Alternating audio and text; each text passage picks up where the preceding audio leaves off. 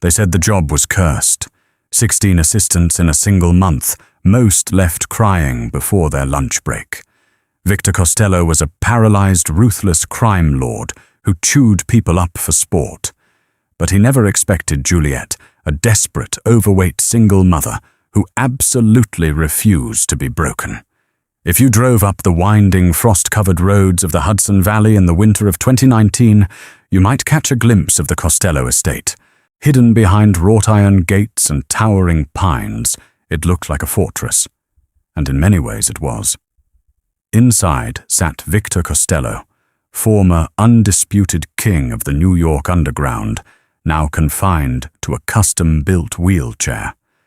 2 years prior, a car bomb meant to end his life had only succeeded in severing his spine.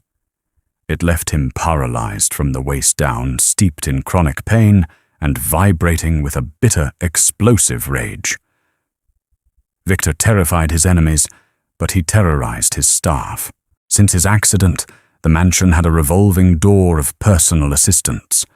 They were usually young, timid, and entirely unprepared for a boss who would throw hot coffee at the wall because it was brewed 2 degrees too cold. No one lasted a day. Enter Juliet Jenkins. Juliet was 28, a single mother to a severely asthmatic 6-year-old boy named Leo, and she was at the absolute end of her rope, drowning in medical debt and facing eviction from her cramped apartment in Queens. Juliet didn't have the luxury of being intimidated. She was also a big woman, fat, curvy, carrying the physical weight of her struggles alongside the emotional ones. Society often made her feel invisible, or worse, treated her as an easy target for ridicule. But motherhood had forged her spine out of titanium. When the desperate temp agency sent her to the Costello estate, the recruiter, a nervous woman named Brenda, practically begged her to just survive. Until 5 p.m. "If you finish out the day, it's $1,000 bonus," Brenda had whispered over the phone. $1,000 meant Leo's inhalers. It meant groceries. It meant survival. When Juliet arrived at the sprawling mansion, the heavy mahogany doors were opened by Bruno, a hulking bodyguard with a scar across his jaw. He took one look at Juliet, at her worn-out, thrift store sensible shoes, her wide hips, and the cheap, poorly fitting blazer she wore over her thick frame, and smirked. "You lost, sweetheart," Bruno grunted, leaning against the doorframe. The kitchen staff enters through the back. Juliet didn't blink. She adjusted her battered tote bag on her shoulder. "I'm the new executive assistant. Now are you going to let me freeze on the porch, or are you going to do your job and show me to Mr. Costello?" Bruno's smirk vanished. He stepped aside, muttering under his breath, and led her through the labyrinthine halls of the estate. The air inside was suffocating heavy with the smell of expensive cigars and unspoken fear. She was led into a massive, dimly lit library. Sitting behind a sprawling oak desk was Victor Costello. He was a striking man in his late 30s with sharp features and cold, hollow eyes. The moment Juliet stepped into the room, Victor didn't even look up from his ledgers. "Get out!" Victor rasped his voice like grinding stones. "I haven't even introduced myself," Juliet replied calmly, walking closer. Victor finally looked up. His eyes scanned her up and down, dripping with undisguised contempt. "I don't care who you are. You're not cut out for this. You'll be crying in your car in 20 minutes. I asked for a competent assistant, not a whatever this is. Get out before I have Bruno toss you out." To emphasize his point, Victor violently swept his arm across the desk. A heavy crystal whiskey tumbler shattered against the hardwood floor, sending shards of glass flying just inches from Juliet's cheap shoes. Silence echoed in the massive room. Victor waited for the inevitable tears. He waited for her to run. Instead, Juliet let out a long, exhausted sigh, the exact same sigh she used when her 6-year-old threw his toys at the wall. She calmly walked over to a nearby closet, retrieved a broom and dustpan, and walked back to the desk. "I'm fat, Mr. Costello, not fragile," Juliet said, her voice deadpan as she began sweeping up the glass.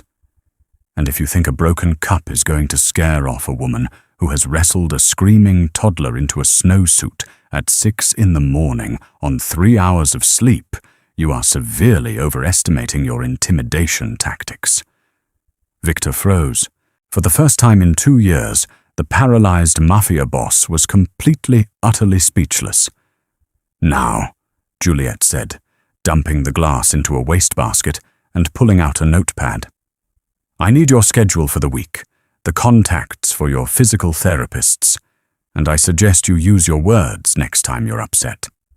Throwing things is for children." Victor stared at her, a muscle feathering in his jaw. Slowly, a dark, dangerous smirk touched the corner of his lips. "You're either the bravest woman I've ever met, or the stupidest." "I'm a mother with rent due," Juliet replied flatly. "What's my first task?" Against all odds. Juliet survived the first day. Then she survived the first week. Her presence in the Costello estate was an anomaly that sent ripples through the underground syndicate. Victor was relentless, pushing her to her physical and mental limits. He would deliberately schedule meetings on the opposite ends of the massive estate, forcing Juliet to hustle her heavy frame up and down the long corridors. He would bark cruel insults about her weight, her clothes, her background. But Juliet was a fortress. When he mocked her size, she didn't shrink. "If my weight is the most interesting thing you can insult, you're losing your edge, boss," she told him one Tuesday, casually reorganizing his confidential files. "Now do you want to review the shipping manifests from the docks, or do you want to keep giving me diet advice you read in a magazine?" Slowly the dynamic began to shift. Victor's cruelty turned into a bizarre, gruff form of respect. He realized Juliet's mind was razor-sharp. Because the guards, the capos, and the rival associates dismissed her as just a fat secretary, they spoke freely around her. Juliet soaked up everything.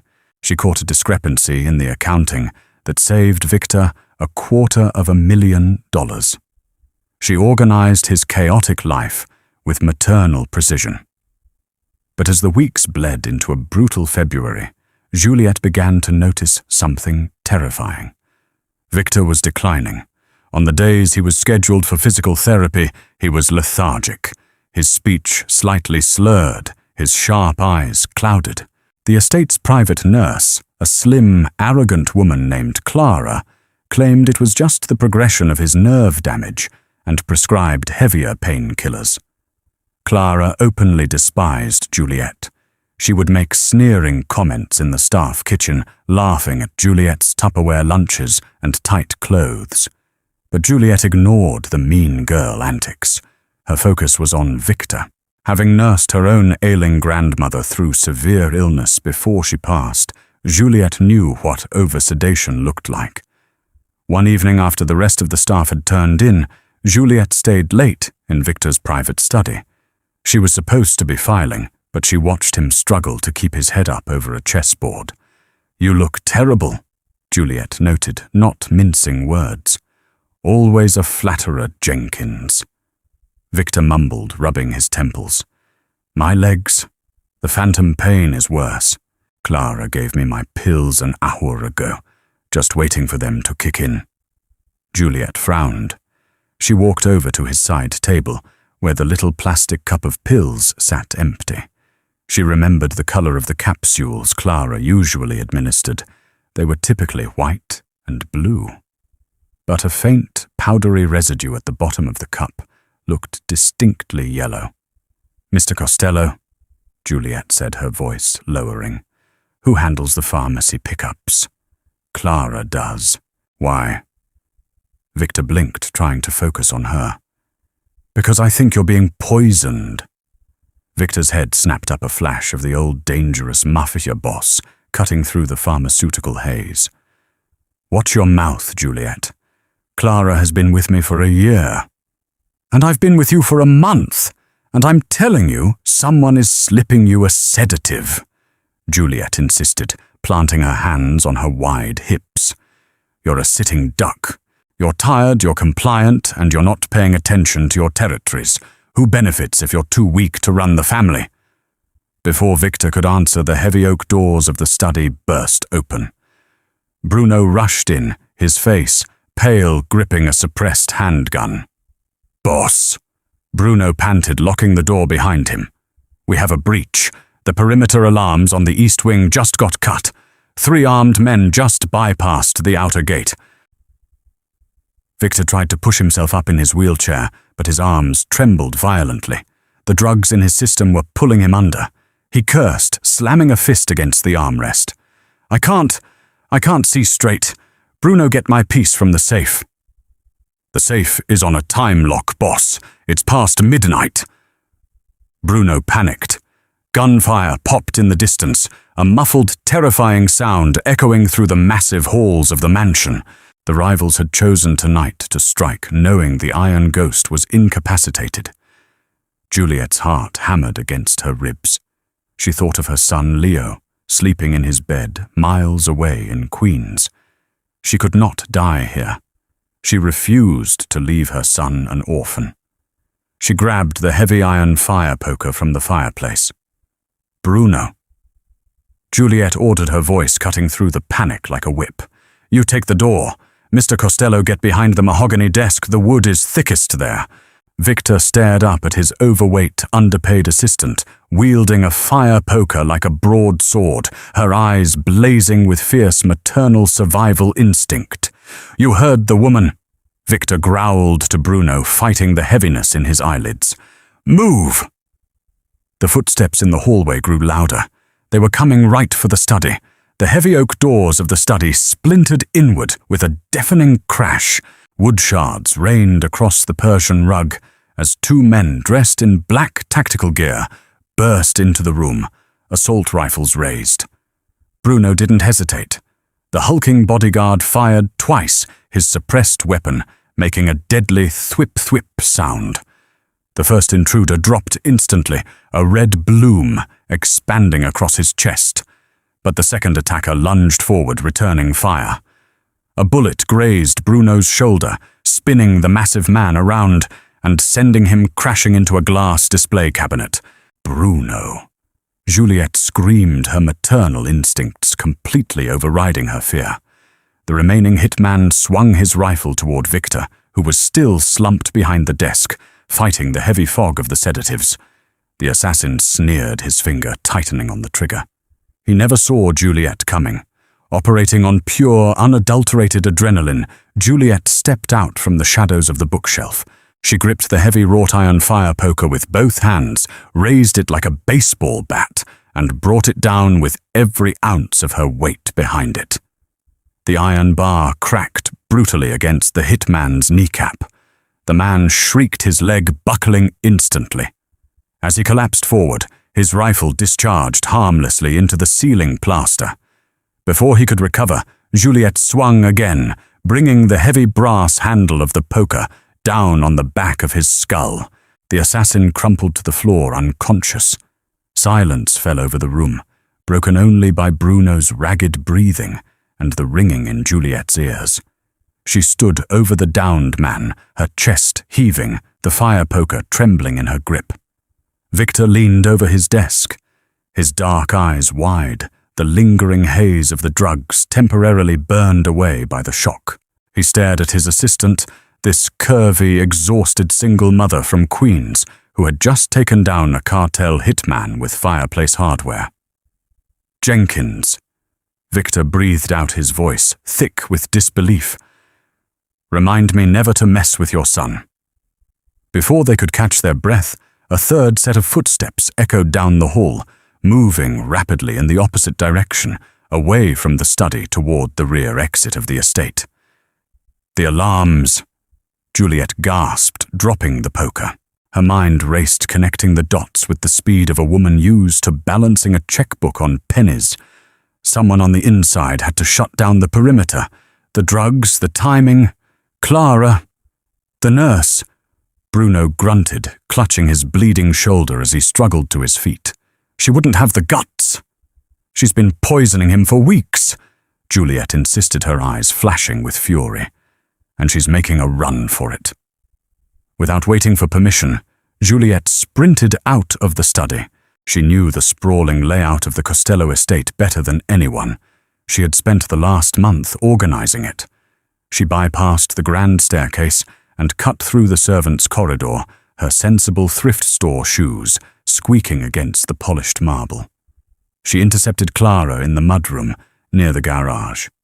The slim, arrogant nurse was frantically stuffing bundles of cash and 2 leather-bound ledgers into a duffel bag. "Going somewhere, Clara?" Juliet asked, blocking the exit. Clara jumped, dropping a stack of hundreds. When she saw it was only Juliet, her panic morphed into an ugly sneer. "Get out of my way, you fat cow. You have no idea what you're dealing with. Dominic Rossi is taking over the Costello territory tonight. Victor is a cripple. He's finished." "He might be in a chair," Juliet said, stepping forward, her broad shoulders squared. "But he's 10 times the man Dominic Rossi is. And you're just a coward slipping pills into a disabled man's tea." Clara pulled a small silver revolver from her coat pocket, aiming it directly at Juliet's chest. "I said move. Your weight might stop a lot of things, sweetie, but it won't stop a bullet." Juliet looked at the gun. She thought of her 6-year-old Leo. She thought of the hospital bills, the eviction notices, the nights she cried herself to sleep, feeling completely powerless against a cruel world. She was done feeling powerless. "You're holding that safety catch wrong," Juliet bluffed smoothly, her voice completely deadpan. Clara instinctively glanced down at the gun. It was a split-second distraction, and it was all Juliet needed. With astonishing speed for her size, Juliet lunged. She didn't try to punch or kick. She simply used physics. She tackled Clara, throwing her entire heavy frame against the smaller woman. They crashed to the tile floor, the revolver skittering away under a bench. Clara screamed, thrashing and clawing, but she was trapped beneath Juliet's solid weight. Juliet pinned the nurse's arms down with her knees, glaring down at her, with the terrifying, unyielding wrath of a mother pushed to the brink. "I might be heavy," Juliet hissed, leaning in close, "but at least I'm not cheap."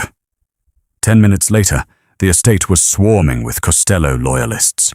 Bruno, his arm bandaged, rolled Victor into the mudroom where Juliet was casually sitting on a weeping Clara, waiting for the authorities Victor kept on his payroll. Victor looked at the stolen ledgers, the scattered cash, and the terrified traitor pinned beneath his assistant. He looked at Juliet, whose cheap blazer was torn, and hair was a messy, frizzy halo around her face.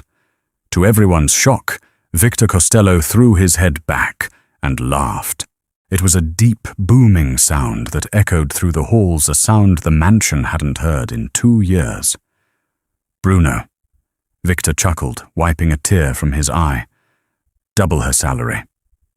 The cleanup of the Costello estate was swift, efficient, and brutally quiet. Dominic Rossi's hostile takeover failed spectacularly the moment Victor's trusted capos realized their boss was no longer incapacitated by Clara's slow, methodical poisoning. Once the sedative haze lifted, the Iron Ghost returned with a vengeance. Within 48 hours, the Rossi syndicate was systematically dismantled, and the freezing streets of New York quietly acknowledged that Victor Costello was back in absolute control. But inside the heavily fortified walls of the estate, the real shift in power had nothing to do with the Mafia. It had everything to do with Juliet. The morning after the attack, the air in the mansion still faintly smelled of bleach and cordite. Victor summoned Juliet to the sunroom. The harsh winter light poured through the floor-to-ceiling windows, illuminating his sharp features. The hollow, deadened look in his eyes was entirely gone. In its place was a burning, intense clarity that commanded the room. "Sit," Victor commanded, pointing a steady finger toward a plush velvet armchair opposite his wheelchair. Juliet, exhausted, bruised from tackling Clara and running on purely adrenaline and cheap instant coffee, sank into the chair with a heavy sigh. If you're going to fire me for physically assaulting your private nurse and ruining the mudroom floor, I'll need a severance package. Leo needs a new nebulizer, and my landlord is threatening eviction again. Victor stared at her for a long, unblinking moment. The silence stretched thick with unspoken tension. I ran a background check on you last night, a full invasive workup. Juliet stiffened, her maternal defensiveness flaring instantly. Excuse me, that's a massive invasion of privacy. You have no right to look into my son. You live in a dangerous, crumbling building in Queens. You're drowning in debt from Leo's hospital visits. You eat ramen for lunch in the break room so he can have fresh strawberries at dinner. Victor listed off his voice, lacking its usual abrasive edge. It was remarkably unsettlingly gentle. He reached into his blazer and slid a thick manila envelope across the glass coffee table. The debt is gone. The medical bills are paid. The landlord has been bought out. Permanently.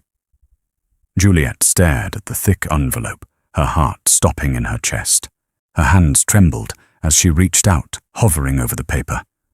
Mr. Costello, I can't accept. You saved my life. Juliet. Victor interrupted his tone, brooking absolutely no argument. You saved my empire from crumbling into dust. But more than that, you woke me up. I spent 2 years wallowing in my own miserable pity, punishing everyone around me because I lost my legs. You walked in here carrying the weight of the entire world on your shoulders, and you didn't flinch. You didn't pity me. He wheeled himself closer, the electric motor humming quietly, until he stopped just inches from her knees. I don't want you living in Queens anymore. It's not safe. Rossi's surviving men might have seen your face, and I protect what is mine. I have a guest house on the East Lawn. It has 3 bedrooms, a private kitchen, a security detail, and a garden. I want you and Leo to move in by the weekend. Juliet swallowed hard, the immense relief finally cracking her stoic facade as tears pricked her eyes. Why are you doing this? Because, Victor said softly, reaching out to gently touch her bruised knuckles, his thumb grazing her skin. I need you to stay. The new arrangement moving to the Costello estate changed everything. Leo, a shy boy with big anxious eyes and a chronic wheeze, was initially terrified of the massive looming mansion and the armed guards patrolling the grounds. But Victor completely dismantled his own terrifying, blood-soaked reputation for the sake of the 6-year-old boy. The ruthless Mafia boss installed a custom ramp in the Grand Library, not for his own accessibility, but so he could race remote-controlled cars with Leo on the polished hardwood floors. He hired the best pediatric pulmonologist in the state of New York, putting the doctor on an exorbitant retainer to visit the estate weekly. When Leo drew a messy, chaotic crayon picture of a wheelchair with massive flames on the wheels and handed it to the crime lord Victor, framed it in solid silver. He placed it squarely on his heavy oak desk, right next to his extortion ledgers and a loaded firearm. As the brutal winter thawed into a tentative blooming spring, the dynamic between Victor and Juliet evolved into something undeniable. Juliet was no longer just an assistant.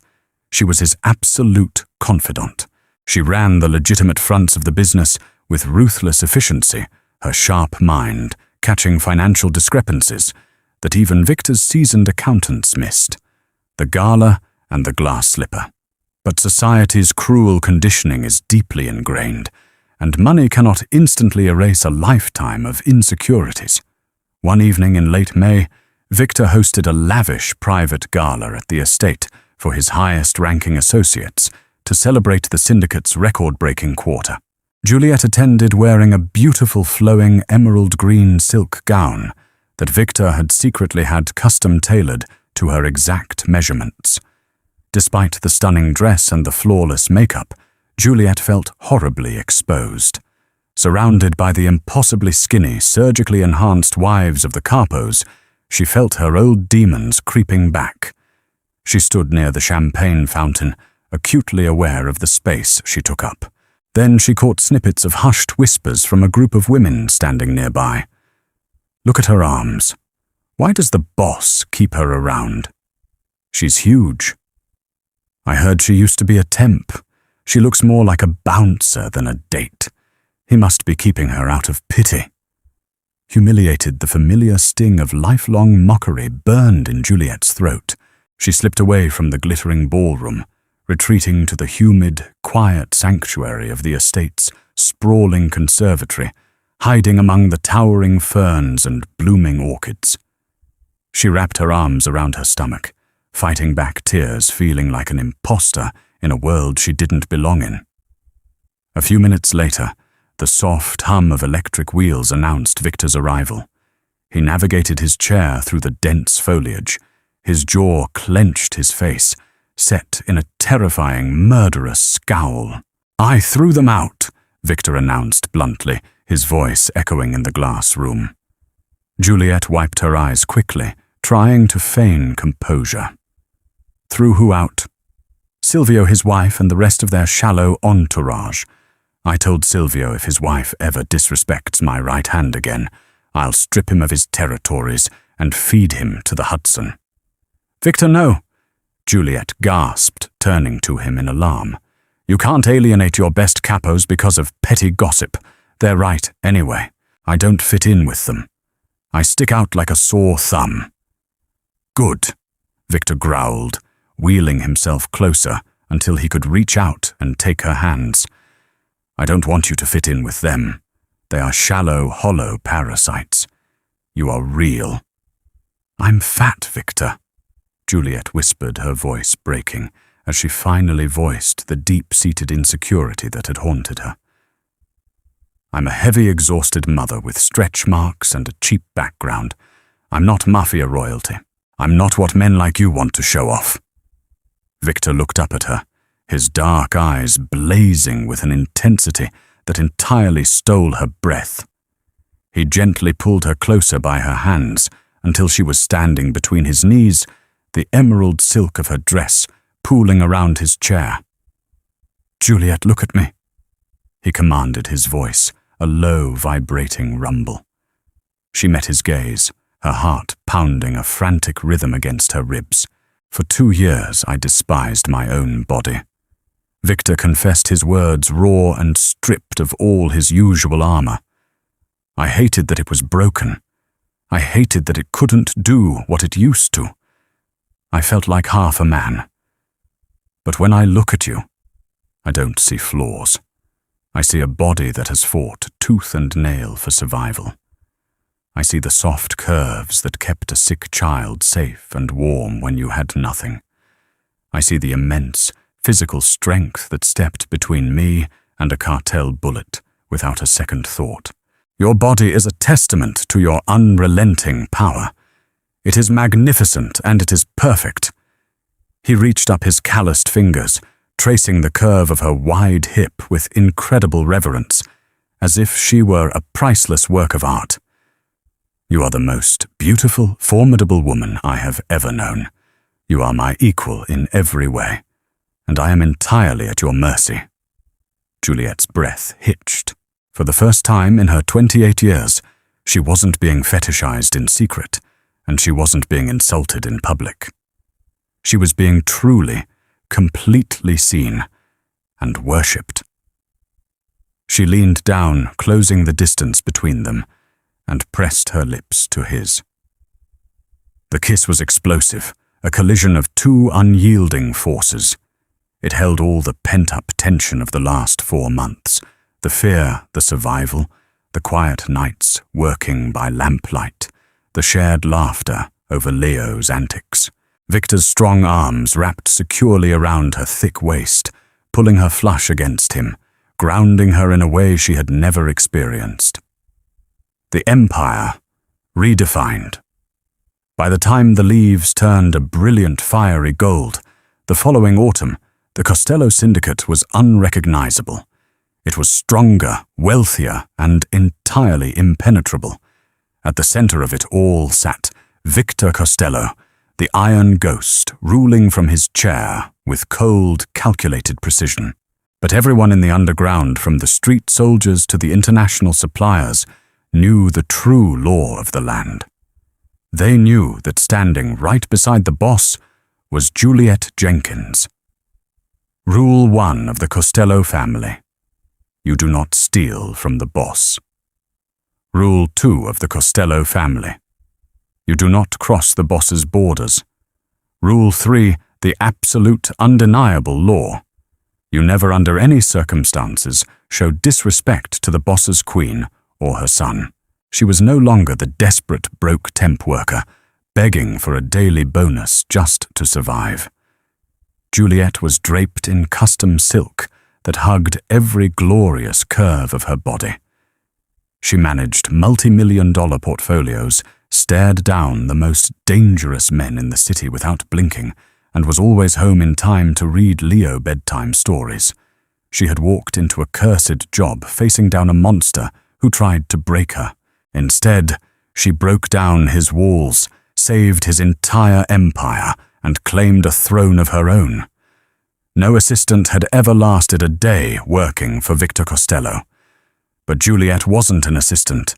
She was a mother, a survivor, and the absolute, undisputed love of his life. Did Juliet's fierce maternal instinct and unbreakable spirit leave you breathless?